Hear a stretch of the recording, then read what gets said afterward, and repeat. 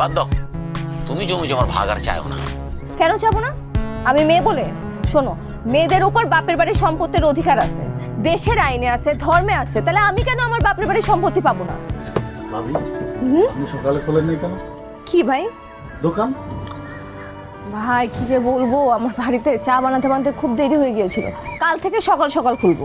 ঠিক আছে, আমরা কিন্তু সকাল সকাল আসি, সকাল সকাল খুলবেন। ঠিক আছে ভাই। বাহ বাহ বাহ, আজকে দেখি দোকানে লোকজন ভরপুর। এই গ্রামের মানুষের কি কাজ করবো নাই? এভাবে তো দেশ ডুবে যাবো। যাও যাও যাও, দোকানে বসে আড্ডা যাও।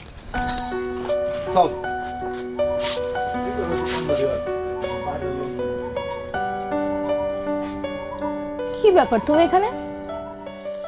তুমি কি কাস্টমারের সাথে খারাপ ব্যবহার করো? দেখা হইলেই তুমি এখানে, এটা কোন ধরনের আচরণ? তুমি তো আর দোকানের কাস্টমার না, তুমি আসো ঝগড়া করতে। সবাই যে কারণে আসে আমিও সেই কারণে আসছি। আচ্ছা, সবাই কি কারণে আসে?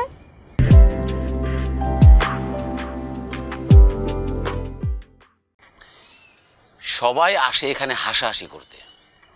সবার ঘরে তো আর এত সুন্দরী বউ নাই।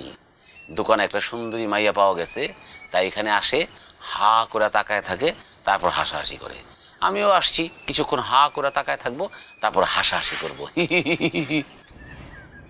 এই দোকানে বসে এসব ফালতু কথা আর বলবা না। এই দোকানে সবাই আসে জিনিসপত্র নিতে, আমার চেহারা দেখতে না। আচ্ছা বাদ দাও, আর কতদিন বেড়াইবা বাপের বাড়িতে? এবার চলো।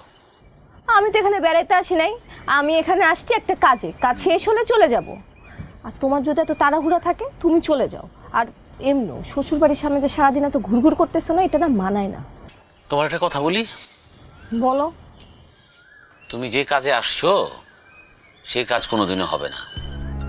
আমি কি কাজে আসছি? আমার কি কাজটা হবে না শুনি? তুমি তো আসছো বাপের বাড়িতে জমি জমার ভাগ নেওয়ার জন্য, সে আশায় ঘুরে বালি।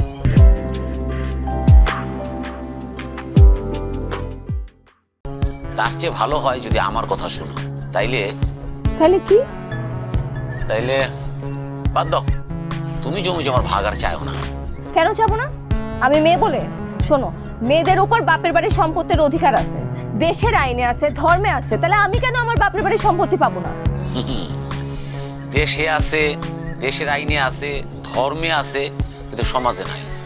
এদেশে এরকম অনেক কিছু আছে যে সমাজে থাকে না, ধর্মে থাকে, আইনে থাকে। আর তোমার ভাইরা তোমার লেখাপড়া করাইছে, বড় করছে, আদর যত্ন কইরা, খরচ কইরা তোমার বিয়ে দিছে। আর এমন তো না যে আমার কোনো টাকা পয়সা নাই। আমার যা কিছু আছে সব তো তোমারই। এসব কথা হলো আবেগের কথা, কচু পাতার পানির মতন, একটু ঝাঁকি দিলেই পড়ে যায়। কালকে যদি তুমি আমাকে বাসা থেকে বের করে দাও, আমাকে কে পালবে? আমার ভাই ভাবি পালবে মনে করছো? জ্বর হওয়ার আগে ওষুধটা খায়ও না। যদি আমি বাইর করে দেই, যদি তোমার মা না থাকে, যদি তুমি বিপদে পড়ো, এসব যদির কথা বাদ দাও।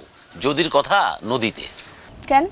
তোমার বোনরা তো ঠিকই সম্পত্তির ভাগ পাবে, সেই সম্পত্তি তো তার বাবারা রেখে যায় নাই, তোমার সম্পত্তির ভাগ। তাহলে আমি মেয়ে হয়ে কেন আমার বাপের বাড়ির সম্পত্তি পাবো না?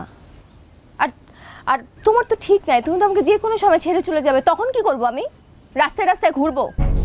শোনো, আমি যদি তোমার সারার কথা চিন্তা করতাম তাহলে তো অনেক আগেই ছেড়ে দিতাম। সেটা তো তোমার অনেক বড় দয়া, কিন্তু একটা মানুষের দয়া নিয়ে তো আমি সারা জীবন চলতে পারবো না। শোনো আসমা, এখানে দয়ার প্রশ্ন না, আমি তোমার ভালোবাসি, এখানে দয়ার কথা আসে না। ঠিক আছে, তুমি বাপের বাড়িতে আসছো, যতদিন ইচ্ছা থাকো, যখন যাওয়ার ইচ্ছা হইব আমার জানাইও, আমি আইসা তোমার নিয়ে যাবো। ওকে? হ্যাঁ যাও যাও, তুমি তাড়াতাড়ি যাও, আমার যখন ইচ্ছা হবে আমি চলে আসবো। আর তুমি এরকম রাস্তায় রাস্তায় ঘোরাঘুরি করতেছো কেন? টাকা কামানোর সংগ্রামে নামছি, অনেক টাকা আমি কামাবো, তারপরে এই দোকানটা আমি কিনে নিব। তখন তুমি এই জায়গায় বৈশা বৈশা শুধু আমার জন্য চা বানাইবা, মনে থাকে যেন। তার জন্য বলে চা বানাতে হবে সারা।